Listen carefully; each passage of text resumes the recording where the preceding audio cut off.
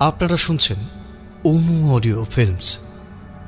প্রতি সপ্তাহে আমরা আপনাদের জন্য নিয়ে আসি তারানাথ তান্ত্রিকের রোমাঞ্চকর কিছু গল্প। আজ আপনি শুনবেন মতিঝিলের কলমে তারানাথ তান্ত্রিক ও ভৈরব। গল্পটি শুনে ভালো লাগলে অবশ্যই আমাদের চ্যানেলটি সাবস্ক্রাইব করে বেল আইকন প্রেস করে রাখবেন এবং অবশ্যই আপনার মূল্যবান মতামত আমাদের কমেন্টসে জানাতে ভুলবেন না। শুরু হচ্ছে তারানাথ তান্ত্রিকের রোমাঞ্চকর গল্প, তারানাথ তান্ত্রিক ও ভৈরব।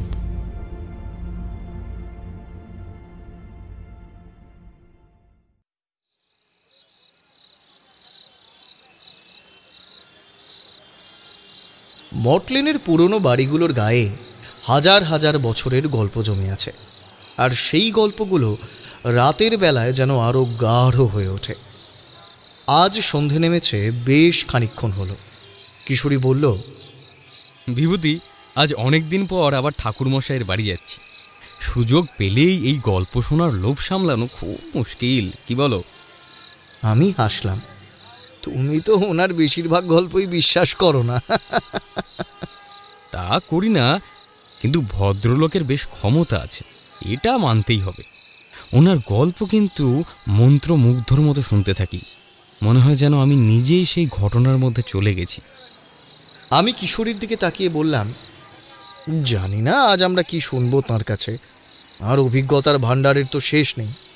এমন এক অভিজ্ঞতা উনি বলতে শুরু করবেন যা আমরা ভাবতেই পারবো না। কথা বলতে বলতে আমরা দুজনে হাঁটতে হাঁটতে মটলেনে ঠাকুরমশাইয়ের বাড়ির সামনে এসে দাঁড়ালাম। জরা জীর্ণ পুরনো বাড়ি সন্ধ্যের আঁধারে এক রহস্যময় রূপ ধারণ করেছে। দরজার কাছে গিয়ে কিশোরী চাপা স্বরে বলল, বিভূতি, আজকের গল্পটা কি অন্য দিনের থেকে বেশি আষাঢ়ে হবে? আমি কোনো উত্তর দিলাম না। দরজা অর্ধেক খোলাই ছিল। আমরা ভেতরে ঢুকে দেখলাম ঠাকুরমশাই তাঁর প্রিয় কাঠের চেয়ারে বসে আছেন। তাঁর সামনে একটা ছোট্ট টেবিলে একটা প্রদীপ জ্বলছে। প্রদীপের আলোয় তাঁর মুখে কেমন যেন এক রহস্যময় আভা। তিনি আমাদের দিকে তাকিয়ে একটু মৃদু হাসি হাসলেন। আরে এসো বিভূতি, এসো কিশোরী, বসো। আমরা দুজনে তক্তপোষে বসলাম। ঘরের মধ্যে একটা চাপা সুগন্ধ, ধূপের গন্ধের সঙ্গে মিশে আছে কোনো এক অজানা ফুলের গন্ধ। ঠাকুরমশাই বললেন, আজ আমি তোমাদের এমন একটা গল্প শোনাবো যা আমি নিজের চোখে দেখেছি। সেই ঘটনার কথা ভাবলে এখনো আমার বুক কেঁপে ওঠে। আমি বললাম, ঠাকুরমশাই বলুন না সেই গল্প, আমরাও সেই গল্প শুনতে চাই। ঠাকুরমশাই একটু চুপ করে থেকে তারপর বলতে শুরু করলেন, সেই গল্প বলার আগে তোমাদের জানতে হবে সেই অঞ্চলের কথা যেখানে এই ঘটনাটা ঘটেছিল। এটা একটা বহু পুরনো গ্রামের কথা। গ্রামের নাম ছিল রুদ্রপুর। রুদ্রপুর ছিল এক প্রত্যন্ত অঞ্চল, যার ভৌগোলিক অবস্থান ছিল এক অদ্ভুত জায়গায়। উত্তরে এক বিশাল বন আর দক্ষিণে শুষ্ক এক নদী, আর এই দুয়ের মাঝে রুদ্রপুর গ্রাম। বহুকাল আগে এক তান্ত্রিক রাজা তার সাধনার জন্যে এই গ্রামে একপাদ ভৈরবের মন্দির প্রতিষ্ঠা করেছিলেন। সেই থেকেই গ্রামটি তন্ত্রের এক পীঠস্থান হিসেবে পরিচিত ছিল। আমি যখন সেই রুদ্রপুরের পথে যাচ্ছিলাম তখন টের পেলাম সেই পুণ্যভূমির বাতাসটাই বদলে গেছে। সেখানে কেমন যেন একটা ভারী থমথমে ভাব। বহু শতাব্দী আগে রাজা রুদ্রসেন নামে এক পরাক্রমশালী তান্ত্রিক সাধক এই অঞ্চলটি আবিষ্কার করেন। তিনি ছিলেন এক বিস্মৃত রাজবংশের শেষ রাজা। তিনি রাজ্যপাট ত্যাগ করে নিজের তান্ত্রিক সাধনা পূর্ণ করার জন্য এক নির্জন স্থানের খোঁজে বেরিয়েছিলেন। এই বন এবং শুষ্ক নদীর মাঝে তিনি এমন এক শক্তি অনুভব করেন যা অন্য কোথাও তিনি পাননি, আর সেখানেই তিনি একপাদ ভৈরবের মন্দির প্রতিষ্ঠা করেন। রাজা রুদ্রসেন নিজেই ভৈরবের প্রথম যজ্ঞ শুরু করেছিলেন। সেই যজ্ঞ ছিল অত্যন্ত কঠোর এবং একজন মানুষের পক্ষে তা সম্পূর্ণ করা ছিল প্রায় অসম্ভব। তিনি যজ্ঞটি মাঝপথে অসমাপ্ত রেখে মারা যান। তার মৃত্যুর পর সেই অসম্পূর্ণ যজ্ঞের শক্তি মূর্তির মধ্যে অর্ধসিদ্ধ অবস্থায় রয়ে যায়। সেই থেকেই রুদ্রপুর গ্রামের মানুষরা এই মন্দিরের সেবক। তারা সাধারণ গ্রামবাসী হলেও তাদের রক্তে মিশে আছে তন্ত্রের প্রতি এক গভীর বিশ্বাস। তারা জানত তাদের রক্ষক এই অর্ধসিদ্ধ ভৈরব এক শক্তিশালী দেবতা, যিনি সামান্যতেই ক্ষুব্ধ হতে পারেন। তাই শত শত বছর ধরে তারা এক ভয়ের আবহাওয়াতেই বসবাস করত। তারা প্রতি বছর পূজার মাধ্যমে ভৈরবকে শান্ত রাখার চেষ্টা করত। কিন্তু ইন্দ্রজিতের মতো একজন লোভীতান্ত্রিক যখন সেই অসম্পূর্ণ যজ্ঞের ওপর আঘাত হানে, তখন সেই সুপ্ত বিপদ আবার জেগে ওঠে। শতকের পর শতক ধরে জমে থাকা সেই অর্ধসিদ্ধ শক্তির ক্রোধ এবার আর সাধারণ ছিল না, তা ছিল ভয়াবহ। কিশোরী অবাক হয়ে বলল, কেমন ভৈরব ছিলেন ঠাকুরমশাই? আর ভৈরব কারা? ঠাকুরমশাই কিশোরীর প্রশ্ন শুনে একটু হাসলেন। তারপর তিনি ধীরে ধীরে মাথা নেড়ে উত্তর দিলেন, ভৈরব হলেন ভগবান শিবের এক ভয়ঙ্কর এবং রুদ্র রূপ। ভৈরব শব্দের অর্থই হল ভয়ঙ্কর বা ভয়ের কারণ। হিন্দু ধর্ম এবং তন্ত্র সাধনায় ভৈরবকে ধ্বংস এবং শ্মশানের দেবতা হিসেবে পুজো করা হয়। তাদের কাজ হল দুষ্ট শক্তিকে বিনাশ করা এবং পবিত্র স্থানকে রক্ষা করা। ভৈরবদের অনেক রূপ আছে, তবে 8টি প্রধান রূপকে বলা হয় অষ্টভৈরব। অসিতাঙ্গ ভৈরব, রুদ্র ভৈরব, চণ্ড ভৈরব, ক্রোধ ভৈরব, উন্মত্ত ভৈরব, কপাল ভৈরব, ভীষণ ভৈরব, সংহার ভৈরব। কিন্তু রুদ্রপুরে যে ভৈরব ছিলেন, তিনি এই 8 ভৈরবের থেকেও আলাদা। তিনি ছিলেন এক পাদ ভৈরব, অর্থাৎ তাঁর কেবল একটি পা ছিল। রাজা রুদ্রসেন যখন তার তপস্যা শুরু করেছিলেন, তখন তিনি জানতেন এই এক পাদ ভৈরব মহাবিশ্বের এক বিশাল শক্তির প্রতীক। ভৈরবের এই রূপটি হল সেই শক্তির প্রতীক, যিনি এক পায়ে দাঁড়িয়ে সমগ্র বিশ্বকে ধারণ করে আছেন। কিন্তু রুদ্রসেনের যজ্ঞ অসম্পূর্ণ থাকায় সেই শক্তিও অসম্পূর্ণ রয়ে গিয়েছিল। আর সেই অসম্পূর্ণ শক্তি ছিল মূল রহস্য। ঠাকুরমশাইয়ের এই কথা শুনে কিশোরী আর আমি দুজনেই চুপ করেছিলাম। আমরা বুঝতে পারছিলাম এই গল্পে ভৈরবের চরিত্রটি কতটা গভীর এবং জটিল। ঠাকুরমশাই পাসিং শো ধরিয়ে বলতে শুরু করলেন আবার,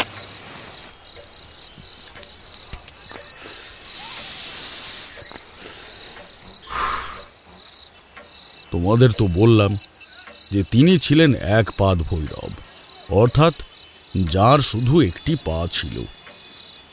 এই ভৈরবকে নিয়ে গ্রামের মানুষের মধ্যে নানা ধরনের কুসংস্কার ছিল। কেউ বলতো ভৈরবের একটি পা ছিল কারণ তিনি এক পায়ে দাঁড়িয়ে কঠোর তপস্যা করেছিলেন। আবার কেউ বলতো ভৈরবের একটি পা কাটা হয়েছিল কারণ তিনি একসময় কোনো এক মহা পাপ করেছিলেন। তারপর একদিন রাতের অন্ধকারে সেই মন্দিরে একদল দুঃসাহসী দস্যু হামলা করল। তারা মন্দিরের সব অলংকার চুরি করে পালিয়ে গেল। দস্যুরা ভেবেছিল তাদের কেউ দেখতে পায়নি, কিন্তু তারা জানত না যে তাদের ওপর কি ভয়াবহ বিপদ নেমে আসতে চলেছে। দস্যুরা এক এক করে সবাই অদ্ভুতভাবে মারা যেতে শুরু করল। দস্যুদের শরীরগুলো ছিন্ন ভিন্ন হয়ে ছড়িয়ে ছিটিয়ে পড়ে রইল। গ্রামবাসীরা সকালে উঠে এই দৃশ্য দেখে ভয়ে চিৎকার করে উঠল। তারা বুঝল যে ভৈরব জেগে উঠেছেন ভয়ঙ্করভাবে এবং তিনি আরও ভয়ঙ্কর রূপে আবির্ভূত হয়েছেন। আমি বললাম, তারপর কি হলো ঠাকুরমশাই?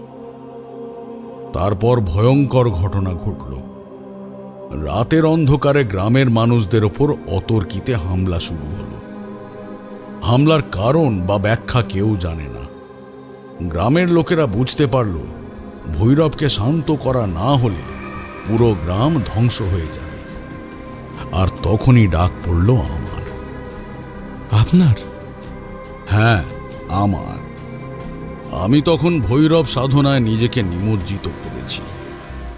আমার গুরু আমাকে এই সমস্যা সমাধানের জন্য পাঠিয়েছিলেন, কিন্তু সমস্যাটা ছিল আরো জটিল। ভৈরবের তপস্যা অসম্পূর্ণ ছিল। কোনো এক কারণে সেই তপস্যা মাঝপথে থেমে গিয়েছিল, আর সেই কারণেই ভৈরব অর্ধসিদ্ধ হয়ে আছেন। আর এই অর্ধসিদ্ধ ভৈরবই সবচেয়ে বেশি ভয়ঙ্কর, কারণ এই ধরনের অর্ধসিদ্ধ দেবতারা এক ধরনের অস্থিরতার মধ্যে থাকেন। কেন ভয়ঙ্কর? তাঁরা নিজেদের শক্তিকে নিয়ন্ত্রণ করতে পারেন না। তাঁদের ক্রোধেরও কোনো সীমা থাকে না। আর সেই কারণেই এই ধরনের দেবতাকে শান্ত করা সব থেকে কঠিন কাজ। আমার গুরু আমাকে বলেছিলেন, আমাকে 3 রাতের মধ্যে সেই অসম্পূর্ণ যজ্ঞ শেষ করতে হবে, না হলে সমগ্র রুদ্রপুর ধ্বংস হয়ে যাবে। ঠাকুরমশাইয়ের গলা কেমন যেন আরো চাপা হয়ে গেল। তিনি প্রদীপের শিখার দিকে তাকিয়ে বললেন, আমি রুদ্রপুরে গিয়েছিলাম।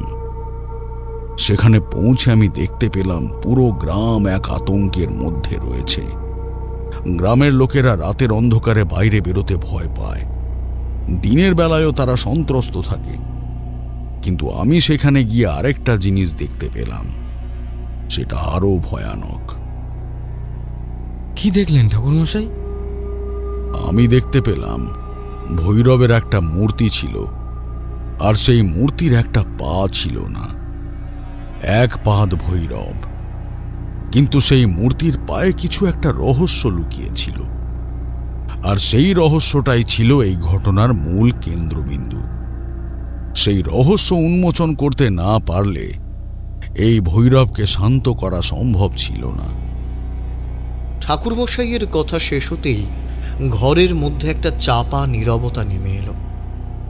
আমি আর কিশোরী ভয়ে, বিস্ময়ে আর এক অজানা উত্তেজনায় একে অপরের দিকে তাকালাম। এই গল্পের শুরুতেই যে এমন একটা রহস্য লুকিয়ে থাকবে তা আমরা ভাবিনি। ঠাকুরমশাইয়ের মুখে রুদ্রপুরের গল্প সবে শুরু হয়েছে, কিন্তু এর মধ্যেই আমার মনে হচ্ছিল আমরাও যেন সেই ভয়ের মধ্যে ঢুকে পড়েছি। আমাদের বুকের ভেতরটা যেন এক ভৈরবের অজানা ভয়ে তোলপাড় করছে।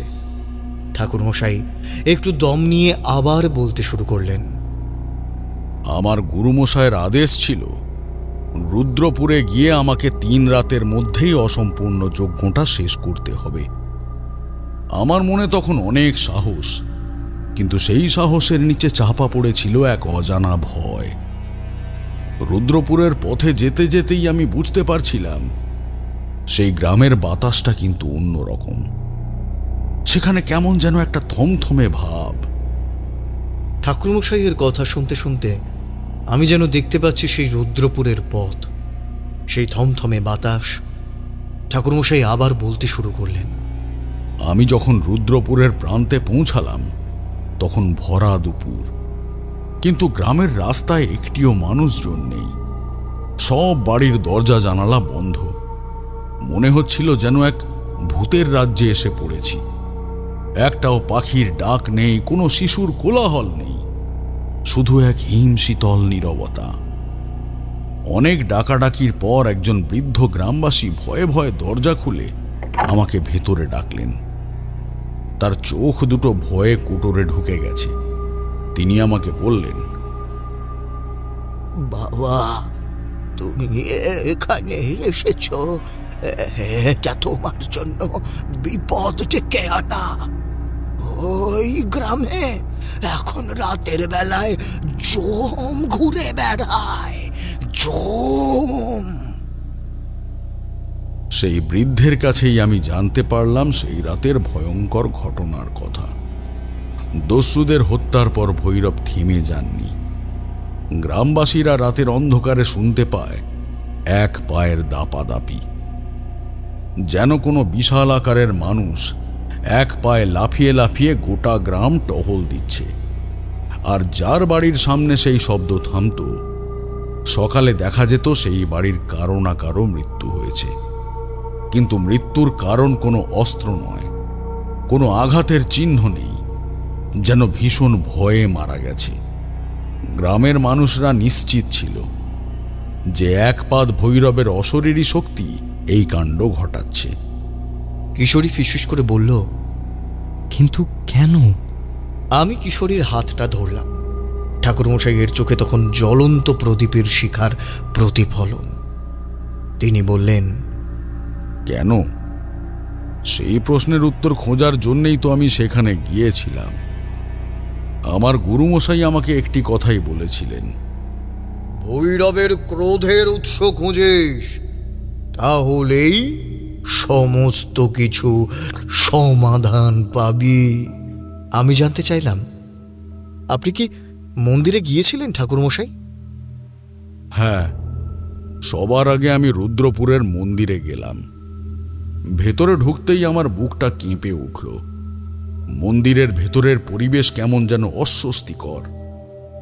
যজ্ঞের বেদিটা দেখলাম, মাঝপথেই যজ্ঞ থেমে গেছে।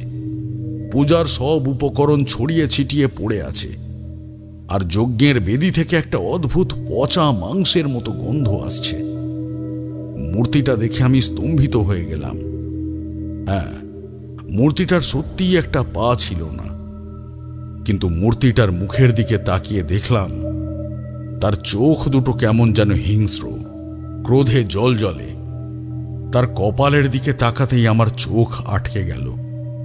সেখানে একটা গভীর ক্ষতচিহ্ন, আর সেই ক্ষতচিহ্ন থেকে এক ধরনের কালো তরল বেরিয়ে মূর্তির সারা শরীরে ছড়িয়ে আছে। আমি বুঝতে পারলাম যে শুধু অলংকার চুরি হয়নি, দস্যুরা হয়তো এই মূর্তির কোনো বিশেষ অংশকে আঘাত করেছিল, আর যার ফলে অভিশাপের সৃষ্টি হয়েছে। আমি আর কিশোরী একে অপরের দিকে তাকালাম। ঠাকুরমশাই বললেন, এটা শুধু দেবতার রাগ নয়, এটা তন্ত্রের জটিল এক খেলা। সব থেকে বড় সূত্র পেলাম যজ্ঞের বেদিতে। যজ্ঞটা ঠিক কি কারণে মাঝপথে থেমে গিয়েছিল সেইটা বুঝতে পারলাম। একজন সাধকের যজ্ঞের সময় যদি তার শক্তি বা তপস্যায় কোনো বিঘ্ন ঘটে, তাহলে যজ্ঞের আগুন উল্টো পথে চলে, আর সেই আগুন থেকেই এক ধরনের অশরীরী শক্তির সৃষ্টি হয়। সেই অশরীরী শক্তি তখন সবকিছু ধ্বংস করতে চায়। আমার গুরুমশাই আমাকে সেই অসম্পূর্ণ যজ্ঞের কথা বলেছিলেন। আমাকে 3 রাতের মধ্যে এই যজ্ঞ শেষ করতে হবে, না হলে ভৈরবের অর্ধসিদ্ধ শক্তি পুরো গ্রামকে গিলে ফেলবে। কিন্তু প্রথম রাতের অভিজ্ঞতা আমার জন্য ছিল এক দুঃস্বপ্ন। আমি মন্দিরের ভেতরেই ছিলাম। রাত গভীর হতেই আমি শুনতে পেলাম সেই ভয়ঙ্কর শব্দ, এক পায়ের হৃদয় বিদীর্ণ করা শব্দ। সেই শব্দটা প্রথমে দূরে ছিল, তারপর ধীরে ধীরে কাছে আসতে লাগলো। মনে হলো যেন মূর্তির চারপাশে এক অদৃশ্য শক্তি ঘুরে বেড়াচ্ছে। আমি আমার মন্ত্র জপ করতে লাগলাম, কিন্তু শব্দটা আরো জোরে হতে লাগলো। মনে হলো যেন কেউ মন্দিরের দেওয়ালে আঁচড়াচ্ছে, কেউ চিৎকার করছে, আর সেই শব্দের সঙ্গে মিশে ছিল দূর থেকে আসা এক অস্বাভাবিক লাল আলো। আমার মনে হলো সেই মূর্তির চোখের দিকে তাকালে আমি মূর্তির ভেতরে থাকা ক্রোধের আগুনের শিখা দেখতে পাচ্ছি। ঠাকুরমশাই থামলেন। তাঁর কপালে বিন্দু বিন্দু ঘাম জমেছে। ঘরের বাতাসটা হঠাৎই ঠান্ডা হয়ে গেছে। আমার মনে হলো সেই এক পায়ের দাপাদাপির শব্দ যেন এখনো আমাদের চারপাশ থেকে আসছে। সেই রাতে আমি একটি অলৌকিক জিনিসের মুখোমুখি হয়েছিলাম, আর সেই জিনিসটি হলো মূল রহস্য। ঠাকুরমশাই থামতেই ঘরের মধ্যে এক গাঢ় নীরবতা নেমে এলো। প্রদীপের আলোয় দেখলাম কিশোরীর মুখটা কেমন যেন ফ্যাকাশে হয়ে গেছে। আমিও যেন নিজের ভেতর থেকে সেই এক পায়ের দাপাদাপির শব্দ শুনতে পাচ্ছিলাম। এটা শুধু গল্প নয়, এটা যেন এক জীবন্ত আতঙ্ক, যা ঠাকুরমশাইয়ের প্রতিটি কথায় আমাদের শরীরে প্রবেশ করছিল। কিশোরী ভয়ে ভয়ে আমার হাতটা ধরে বলল, ঠাকুরমশাই, তারপর কি হয়েছিল? কি দেখেছিলেন আপনি? ঠাকুরমশাইয়ের চোখ দুটো তখন অনেক দূর অতীতের দিকে তাকিয়ে তিনি বললেন, আমি সেই রাতে শুধু শব্দই শুনিনি। যজ্ঞের বেদিটার দিকে তাকিয়ে দেখলাম তার চারপাশ দিয়ে এক অদ্ভুত ছায়া ঘুরছে। সেটা মানুষের ছায়া নয়, তার একটি পা। সেই ছায়া যেন ধীরে ধীরে ঘন হয়ে একটা আকার নেওয়ার চেষ্টা করছে। আমি আমার তন্ত্রের জ্ঞান দিয়ে বুঝতে পারছিলাম যজ্ঞের আগুনে বিঘ্ন ঘটলে যে অশরীরী শক্তি সৃষ্টি হয় সেটা এখন একপাদ ভৈরবের রূপ নিচ্ছে। কিন্তু এই শক্তি ভৈরবের মতো পূজনীয় নয়, এটা শুধু ধ্বংসের জন্য তৈরি হয়েছে।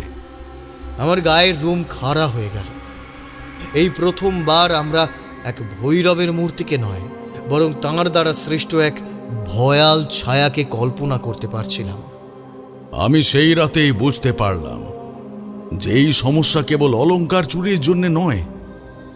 দস্যুরা শুধু চোর ছিল না, তাদের পেছনে অন্য কারো হাত ছিল যে এই অসম্পূর্ণ যজ্ঞের কথা জানত। আর সেই কারণেই তারা মন্দিরের মধ্যে এমন একটি কাজ করেছিল যা ভৈরবের তপস্যাকে সরাসরি আঘাত করে। আমি মূর্তির কপালের ক্ষত চিহ্নটার দিকে তাকিয়েছিলাম। সেটি কোনো সাধারণ আঘাত নয়, কোনো ধারালো অস্ত্রের গভীর আঘাত।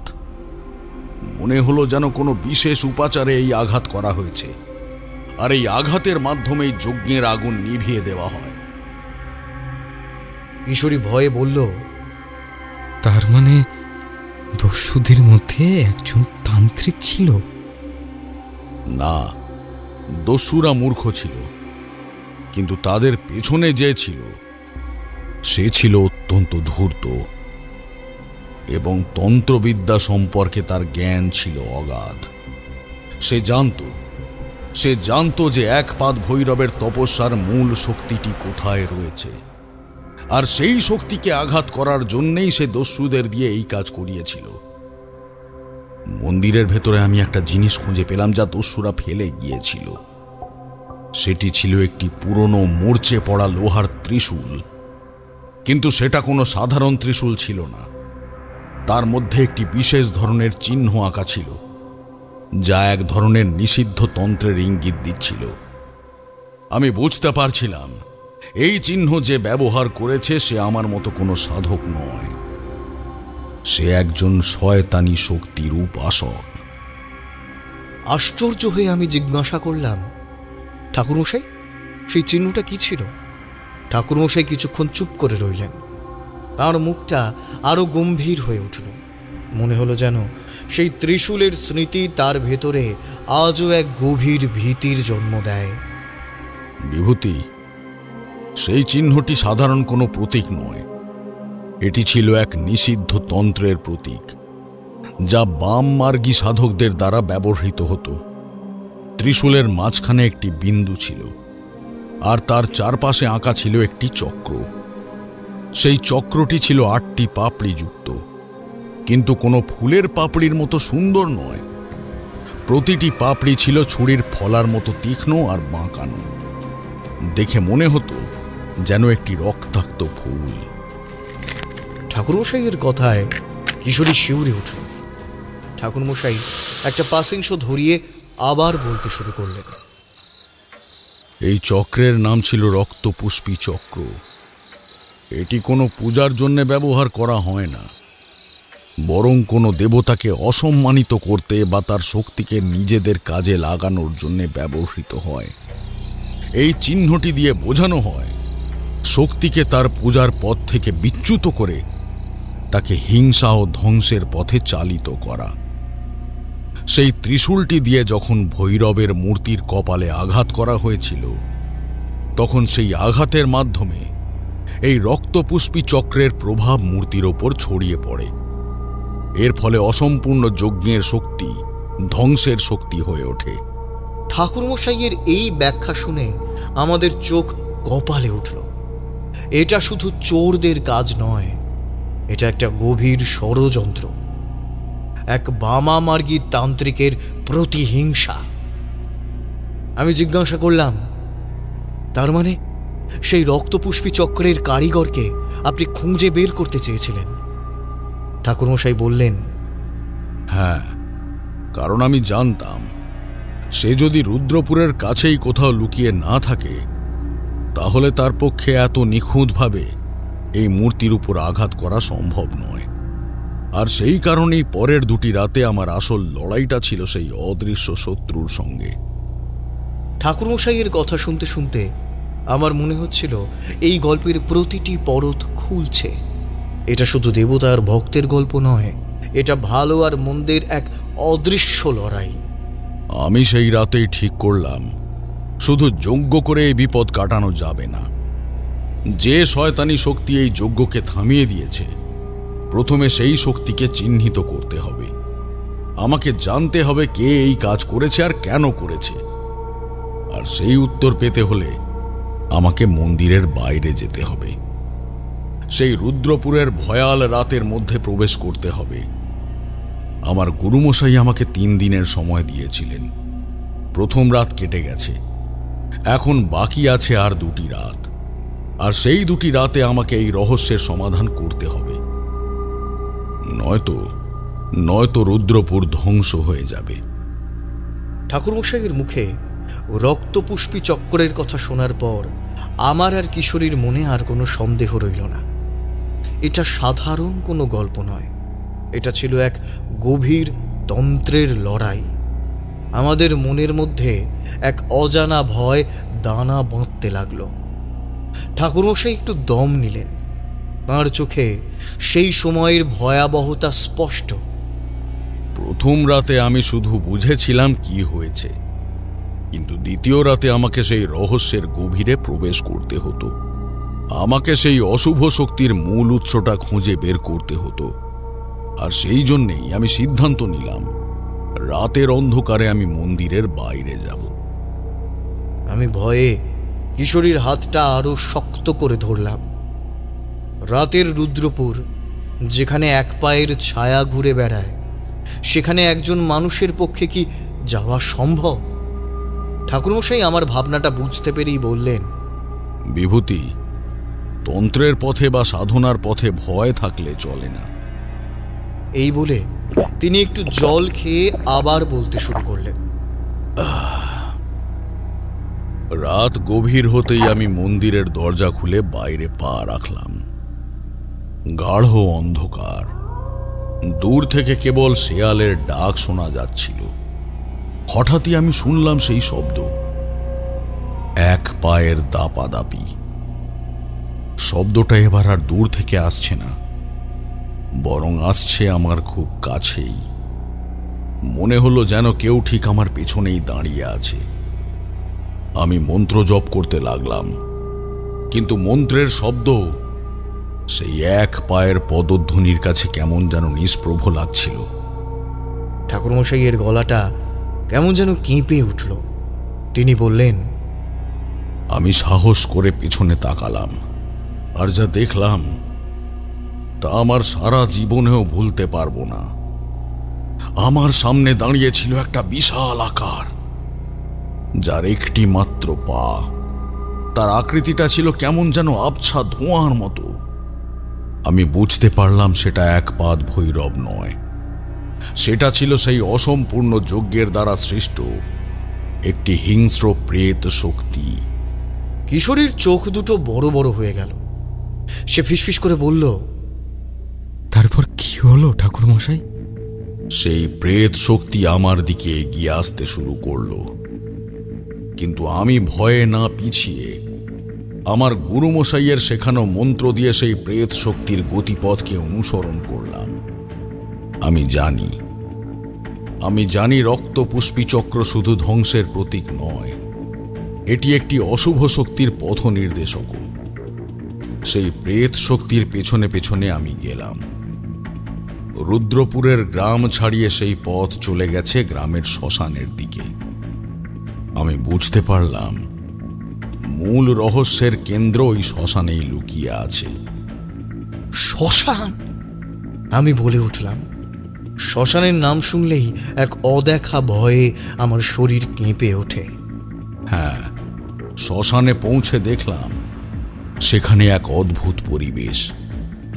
একটি জায়গার চারপাশে কিছু জিনিস ছড়িয়ে আছে, কালো কাপড়, শুকিয়ে যাওয়া ফুলের মালা আর কিছু হাড়গোড়। আর সেখানেই আমি দেখতে পেলাম সেই অশুভ তান্ত্রিকের থাকার জায়গা, একটি ভাঙা কুঁড়ে ঘর। কুঁড়ে ঘরের ভেতরে কিছু জিনিসপত্র দেখে আমার সন্দেহ আরো বেড়ে গেল। আমি দেখলাম একটি দেওয়ালে খোদাই করা আছে সেই রক্তপুষ্পী চক্র, আর তার নিচে লেখা আছে কিছু মন্ত্র, যা একপাদ ভৈরবের শক্তিকে নিয়ন্ত্রণের জন্য ব্যবহার করা হয়েছে। ঠাকুরমশাইয়ের কথা শুনতে শুনতে আমার মনে হচ্ছিল যেন আমরাও সেই শ্মশানের অন্ধকারে দাঁড়িয়ে আছি।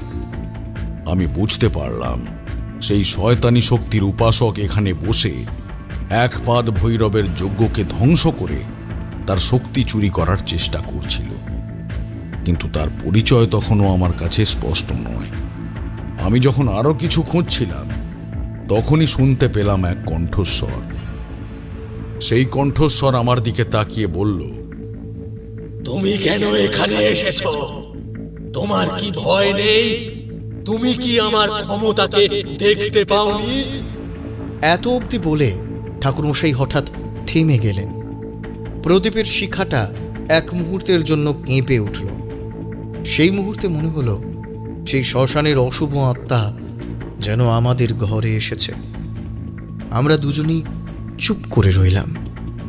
ঠাকুরমশাইয়ের কথায় আমরা যেন শ্মশানের সেই কুঁড়ে ঘরের ভেতর চলে গিয়েছিলাম। সেই কণ্ঠস্বর শোনার পর আমি আর কিশোরী ভয়ে কাঠ হয়ে বসে আছি।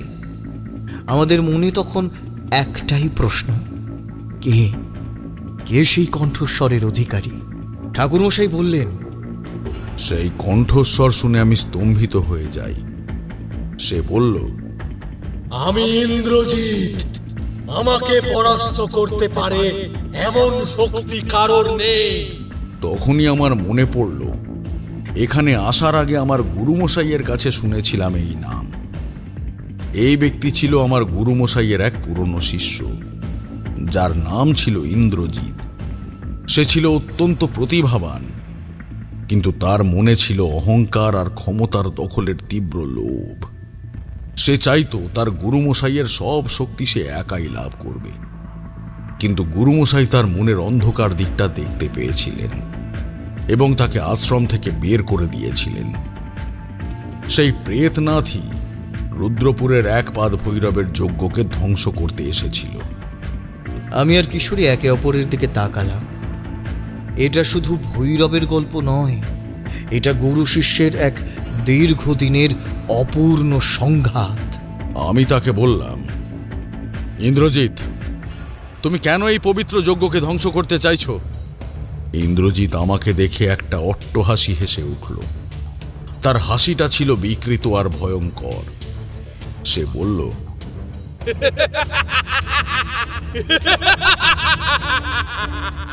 তুমি কি জানো এই যজ্ঞের শক্তি আমার প্রাপ্য? আমার গুরুমশাই এই যজ্ঞের মাধ্যমে একপাদ ভৈরবের শক্তিকে বশ করতে চেয়েছিল, কিন্তু সে ব্যর্থ হয়েছে। আমি সেই শক্তিকে সম্পূর্ণভাবে নিজের কাজে লাগাবো।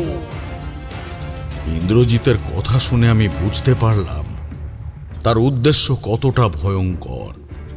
সে শুধু যজ্ঞকে থামায়নি, বরং ভৈরবের ক্রোধকে ব্যবহার করে নিজে এক বিশাল শক্তির অধিকারী হতে চাইছিল। ইন্দ্রজিতের কথা শেষ হতে না হতেই আমার চারপাশের অন্ধকার যেন আরো গাঢ় হয়ে উঠল। সেই মুহূর্তে আমি শুনতে পেলাম এক পায়ের এক অপার্থিব ভয়ঙ্কর কম্পন। কিন্তু এবার শব্দটা আমার মনের ভেতর থেকে আসছে বলে মনে হলো। ইন্দ্রজিৎ তার মন্ত্রের সাহায্যে সেই অশুভ শক্তিকে নিয়ন্ত্রণ করছিল। সে তার কালো তান্ত্রিক শক্তি দিয়ে সেই এক পায়ের ছায়াকে আমার দিকে পাঠালো। সেই ছায়াকে দেখতে ছিল অনেকটা মানুষের মতো, কিন্তু তার একটি মাত্র পা, আর তার চোখ থেকে আগুনের শিখা বেরোচ্ছিল। কিশোরী ভয়ে প্রায় কাঁপছিল। তারপর কি হলো? আমি জানতাম যে এই ছায়ার সঙ্গে সরাসরি লড়াই করে জেতা সম্ভব নয়। এটি শুধু শক্তি নয়, এটা প্রেতনাথের মনের অন্ধকার আর ভৈরবের ক্রোধের এক ভয়ঙ্কর মিশ্রণ।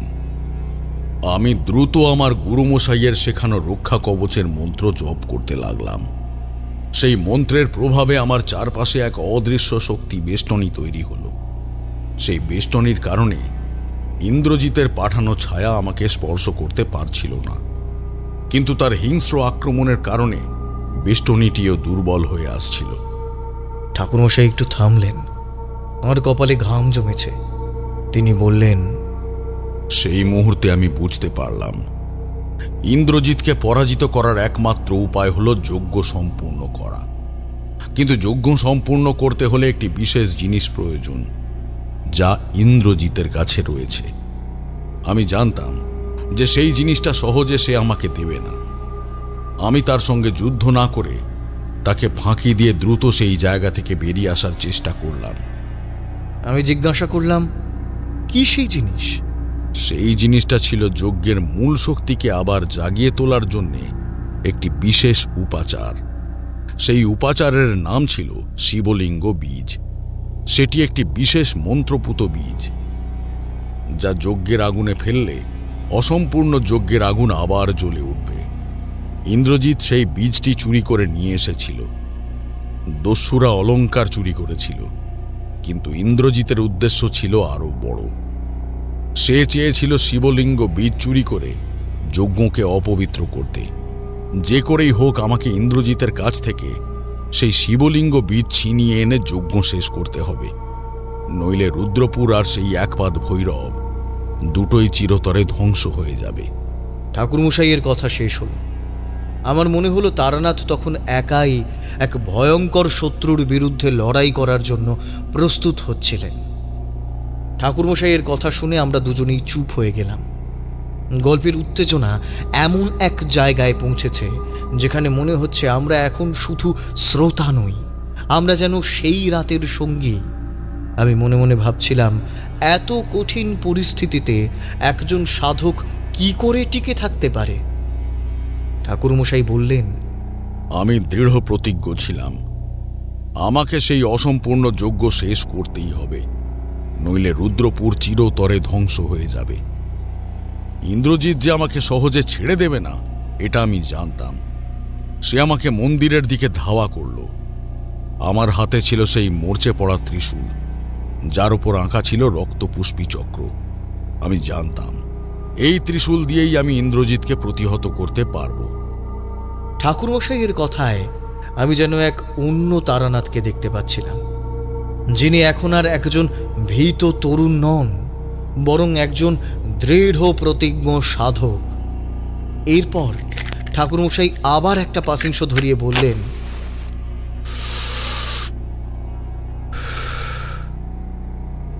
আমি দেখলাম মূর্তির চোখের লাল আলো আরো তীব্র হয়ে চলছে। সেই এক পায়ের ছায়া এখন আর শুধু মন্দির বা গ্রামের মধ্যে সীমাবদ্ধ নয়, সেটি যেন মন্দিরের চারপাশে এক দুর্ভেদ্য প্রাচীর তৈরি করেছে। তার লক্ষ্য ছিল আমাকে মন্দিরের যোগ্য স্থানে প্রবেশ করতে না দেওয়া। আমি মন্ত্র জপ করতে লাগলাম, আর সেই ছায়াটি আমার দিকে আক্রমণাত্মক ভঙ্গিতে এগিয়ে আসতে লাগলো। আমি আমার ত্রিশূলটিকে মন্ত্রপুত করে সেটির দিকে ছুঁড়ে দিলাম। ত্রিশূলটি ছায়াটির মধ্যে দিয়ে চলে গেল ঠিকই, কিন্তু কোনো ক্ষতি করতে পারল না, কারণ সেই ছায়া ছিল ইন্দ্রজিতের তৈরি করা একটি মায়া, যা রক্তপুষ্পী চক্রের মাধ্যমে সৃষ্ট। কিশোরী ভয়ে আমার হাতটা চেপে ধরে বলল, তাহলে আপনি কি করলেন? আমি জানতাম যে মায়ার সঙ্গে লড়াই করা অর্থহীন। আমাকে আসল শত্রুকে আঘাত করতে হবে, কিন্তু ইন্দ্রজিৎ তখন কোথায় তা আমি বুঝতে পারছিলাম না। হঠাৎই আমি শুনলাম মন্দিরের পেছন থেকে এক কর্কশ হাসি। ইন্দ্রজিৎ মন্দিরের পেছনের এক ভাঙা দেওয়ালের আড়ালে লুকিয়েছিল। সে তার মন্ত্রের সাহায্যে আমাকে ফাঁদে ফেলার চেষ্টা করছিল। তার হাতে ছিল সেই শিবলিঙ্গ বীজ। সে বীজটা দেখিয়ে বলল, এই বীজ তুমি কোনোদিনই পাবে না।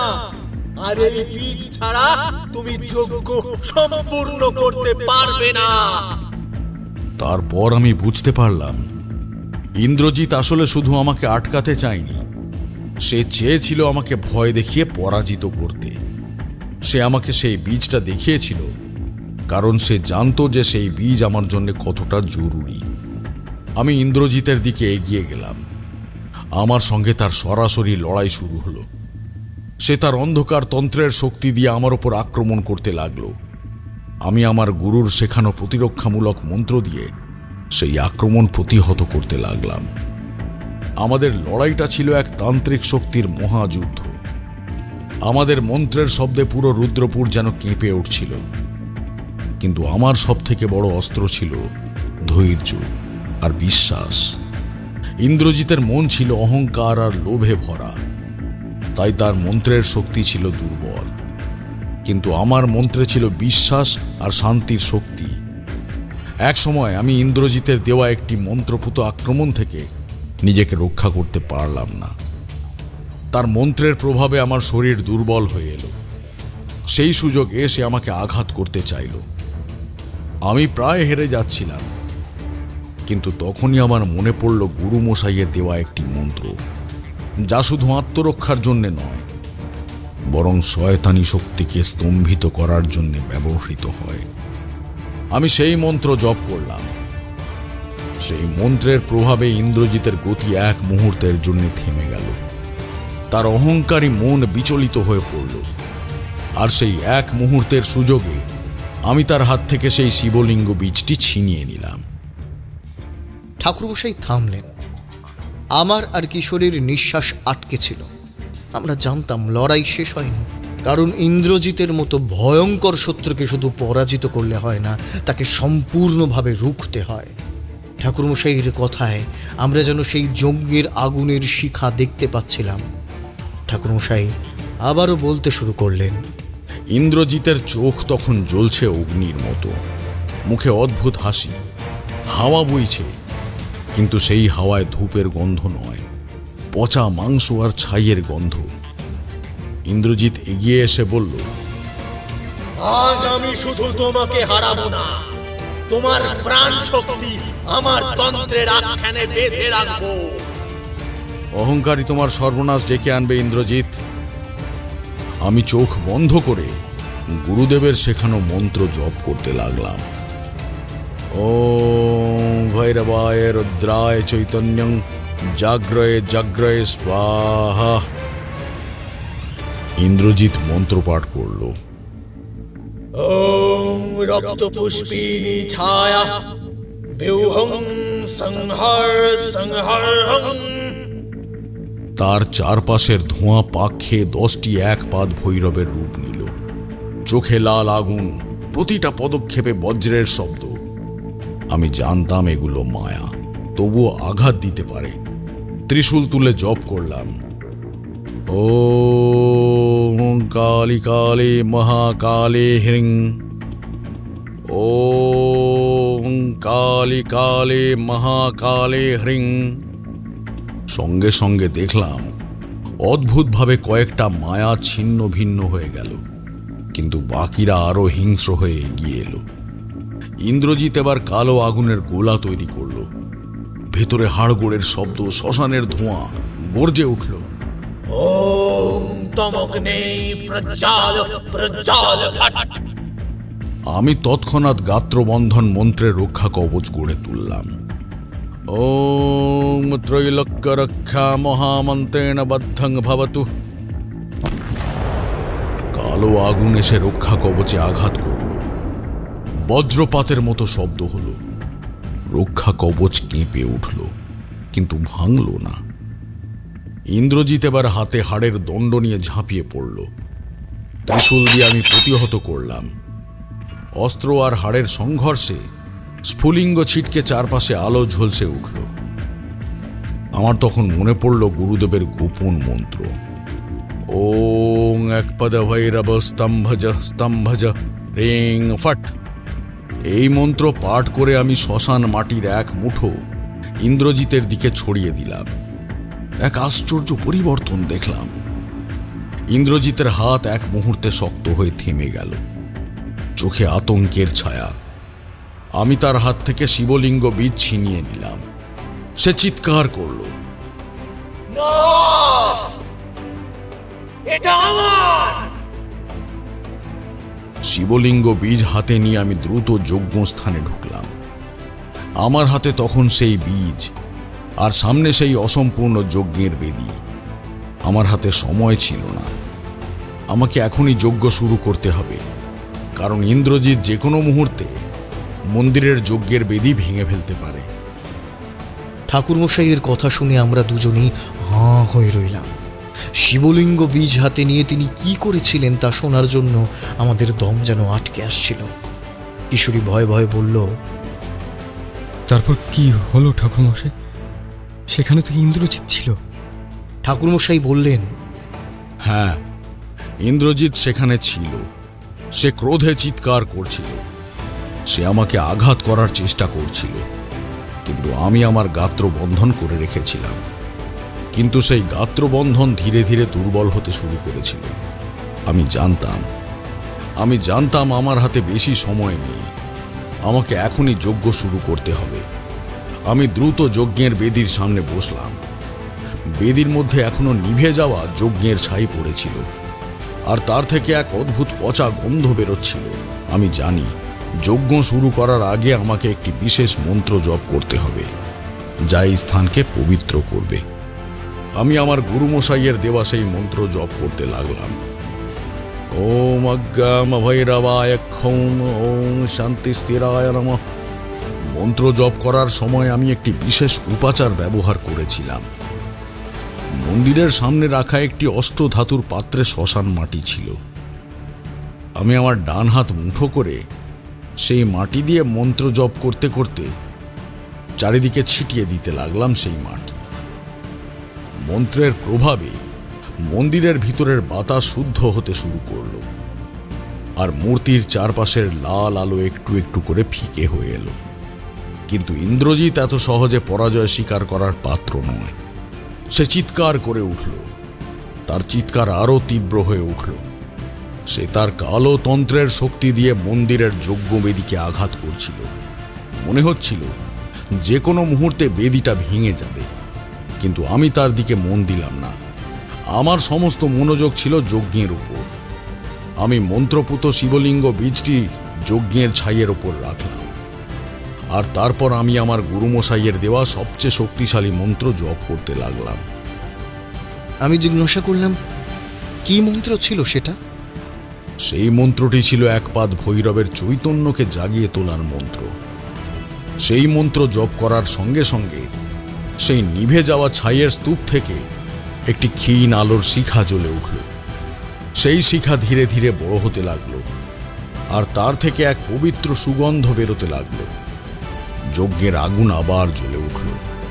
কিন্তু ইন্দ্রজিৎ এত সহজে হার মানবে না। সে বুঝতে পারল আমি যজ্ঞ শুরু করে দিয়েছি। সে তার সব শক্তি দিয়ে যজ্ঞস্থল ভেঙে ফেলার চেষ্টা করতে থাকল। এক পাদের সেই অশুভ ছায়া মন্দিরের দেওয়াল ভেদ করে আমার দিকে তেড়ে এলো। সেই ছায়া আমাকে আক্রমণ করার চেষ্টা করল, কিন্তু যজ্ঞের পবিত্র আগুনের সামনে সে টিকতে পারল না। সেই ছায়া যজ্ঞের আগুনের দিকে যত এগিয়ে আসছিল ততই দুর্বল হয়ে পড়ছিল। আমি যজ্ঞকুণ্ডে বীজটি ফেলতেই আগুন আকাশ ছোঁয়া হয়ে উঠল। আলোয় একপাদ ভৈরবের মূর্তি শুভ্র আভায় জ্বলে উঠল। কপালের ক্ষত মিলিয়ে গেল। ভৈরবের দৃষ্টি পড়তেই ইন্দ্রজিতের কালো শক্তি চূর্ণ হল। সে মাটিতে লুটিয়ে পড়ল, চোখে অনুশোচনা, ঠোঁটে ব্যর্থ দীর্ঘশ্বাস। ইন্দ্রজিৎ শেষবারের মতো তার সব শক্তি দিয়ে একপাদ ভৈরবের মূর্তির ওপর আক্রমণ করল। সে চেয়েছিল মূর্তিটা ভেঙে দিয়ে যজ্ঞকে চিরতরে নষ্ট করে দিতে, কিন্তু সে জানত না যজ্ঞের আগুন জ্বলে ওঠার পর মূর্তির শক্তি এখন আরো বেশি শক্তিশালী। ইন্দ্রজিতের মন্ত্রের প্রভাবে মূর্তিটা কেঁপে উঠল, কিন্তু ভাঙল না। আর তখনই যজ্ঞের আগুন থেকে এক তীব্র আলো বেরিয়ে মূর্তির দিকে গেল। সেই আলো মূর্তির কপালের ক্ষত চিহ্নটাকে সম্পূর্ণভাবে নির্মূল করে দিল। মূর্তির চোখ থেকে যে লাল আলো বেরোচ্ছিল তা এক শুভ্র জ্যোতিতে পরিণত হল। সেই মুহূর্তে এক পায়ের সেই অশুভ ছায়াটি চিৎকার করতে করতে যজ্ঞের আগুনের মধ্যে মিলিয়ে গেল। আর সেই ছায়া মিলিয়ে যাওয়ার সঙ্গে সঙ্গে ইন্দ্রজিতের চিৎকারও থেমে গেল। কিশোরী অবাক হয়ে গেল। তার মানে ইন্দ্রজিৎ? হ্যাঁ, ইন্দ্রজিতের শক্তি ছিল সেই একপাদ ভৈরবের অশুভ শক্তির উপর নির্ভরশীল। যখন সেই শক্তি যজ্ঞের আগুনে বিলীন হল, তখন ইন্দ্রজিতের নিজের শক্তিও শেষ হয়ে গেল। দেখতে পেলাম ইন্দ্রজিৎ ধীরে ধীরে নিথর হয়ে যাচ্ছে। কিছুক্ষণ পর দেখি তার নিথর দেহ পড়ে আছে। তার মুখটা ছিল ভয়ে বিকৃত। মনে হলো মৃত্যুর আগে সে বুঝতে পেরেছিল তার অহংকার আর লোভই তার ধ্বংসের কারণ। ঠাকুরমশাইয়ের কথা শেষ হতেই ঘরের মধ্যে এক গভীর প্রশান্তি নেমে এলো। মনে হলো যেন এতক্ষণের জমে থাকা সব ভয়, সব আতঙ্ক এক মুহূর্তে দূর হয়ে গেছে। আমরা বুঝতে পারছিলাম ঠাকুরমশাই শুধু একটি গল্প বলেননি, তিনি আমাদের এক গভীর সত্যের কথা বলেছিলেন। তার মানে তারপর রুদ্রপুর শান্ত হয়ে গিয়েছিল? ঠাকুরমশাই একটা দীর্ঘশ্বাস ফেলে বললেন, হ্যাঁ, আমি যখন যজ্ঞ সম্পূর্ণ করলাম তখন ভৈরবের মূর্তি থেকে এক স্নিগ্ধ শুভ্র আলো বেরিয়ে এলো। সেই আলোয় রুদ্রপুর গ্রাম যেন নতুন জীবন পেল। গ্রামের মানুষ পরদিন সকালে উঠে দেখতে পেল মন্দিরের আলো জ্বলছে, আর তাদের সেই ভয়ানক দুঃস্বপ্ন শেষ হয়ে গেছে। আমি যজ্ঞ শেষ করে মন্দিরের বাইরে এসে দেখলাম ইন্দ্রজিতের নিথর দেহ পড়ে আছে। তার অহংকার আর ক্ষমতা দখলের লোভ তাকে শেষ করে দিয়েছিল। কিন্তু ঠাকুরমশাই, আপনি কি সেইখানে থেকে গেলেন? না, যজ্ঞ শেষ হবার পর আমি আর সেখানে থাকিনি, কারণ আমার কাজ শেষ হয়ে গিয়েছিল। ভৈরব এখন শান্ত, তার তপস্যা সম্পূর্ণ হয়েছে। রুদ্রপুরের মানুষও আবার তাদের স্বাভাবিক জীবনে ফিরে এসেছিল। কিন্তু সেই ঘটনা আমার জীবনের ওপর এক গভীর প্রভাব ফেলেছিল। কিশোরী আগ্রহ নিয়ে জানতে চাইল, কি প্রভাব? আমি সেই রাতে বুঝতে পেরেছিলাম তন্ত্র শুধু মন্ত্র বা শক্তি নয়, তন্ত্র হলো বিশ্বাস আর আত্মনিয়ন্ত্রণের এক কঠিন পরীক্ষা। ইন্দ্রজিৎ ছিল একজন শক্তিশালী তান্ত্রিক, কিন্তু তার মনে ছিল লোভ আর অহংকার। সে মনে করত তার শক্তিই সবকিছু, কিন্তু আমি আমার গুরুর শেখানো পথে চলেছিলাম, যেখানে অহংকার বা লোভের কোনো স্থান ছিল না। আমার শক্তি ছিল গুরু এবং ভৈরবের প্রতি আমার বিশ্বাস। সেই বিশ্বাসই আমাকে ইন্দ্রজিতের বিরুদ্ধে জয়ী করেছিল। ঠাকুরমশাইয়ের কথা শুনতে শুনতে আমার মনে হচ্ছিল এই ঘটনা শুধু এক ভৈরবের নয়, এটা ঠাকুরমশাইয়ের আত্মোপলব্ধির গল্প। এই ভয়ঙ্কর ঘটনার মধ্যে দিয়ে তিনি নিজেকে খুঁজে পেয়েছিলেন। ঠাকুরমশাই আবার বলতে শুরু করলেন, আমি রুদ্রপুর ছেড়ে আসার আগে গ্রামের মানুষ আমাকে ধন্যবাদ জানাতে এসেছিল। তারা বুঝতে পেরেছিল আমি শুধু একজন পুরোহিত নই, আমি তাদের রক্ষা করার জন্যেই গিয়েছিলাম। তারা আমাকে রুদ্রপুরের মন্দিরের ভার নিতে বলেছিল, কিন্তু আমি রাজি হইনি, কারণ আমার গুরুর আদেশ ছিল সত্যের খোঁজে সবসময় এগিয়ে যেতে হবে। তাই আমি রুদ্রপুর ছেড়ে চলে এসেছিলাম। আর সেই ঘটনা আমার জীবনের এক অবিচ্ছেদ্য অংশ হয়ে রইল। ঠাকুরমশাইয়ের গল্প বলা শেষ হল। ঘরের প্রদীপটা প্রায় নিভে এসেছে। বাইরে রাতের অন্ধকার আরো গাঢ় হয়েছে, কিন্তু আমাদের মনে তখন কোনো ভয় ছিল না। আমরা এক রোমহর্ষক গল্পের শেষ শুনেছিলাম, কিন্তু তার চেয়েও বড় এক আধ্যাত্মিক সত্যের সামনে এসে দাঁড়িয়েছিলাম। আমি বুঝতে পারলাম ঠাকুরমশাইয়ের গল্পগুলো শুধু আর ভয় দেখানোর জন্য নয়, বরং এর পেছনে লুকিয়ে আছে এক গভীর জীবন দর্শন। আমি আর কিশোরী উঠে দাঁড়ালাম। বাইরে বেরোনোর আগে আমি শেষবারের মতো ঠাকুরমশাইয়ের দিকে তাকালাম। তাঁর চোখ দুটোতে আর অতীতের সেই ভয় বা উত্তেজনা নেই, বরং আছে এক গভীর শান্তি।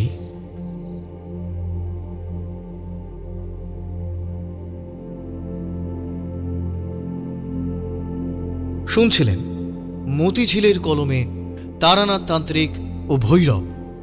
বিভিন্ন চরিত্রে অমিত, জ্যোতির্ময়, সৌম্যজিৎ এবং ঋতম। সমগ্র গল্পটির কণ্ঠাভিনয় নির্মাণ করেছে ঋতুরাজ স্টুডিও। সমগ্র গল্পটির ধ্বনি সম্পাদনা, আবহ সম্পাদনা এবং কণ্ঠ সম্পাদনা করেছে 62 FPS স্টুডিও।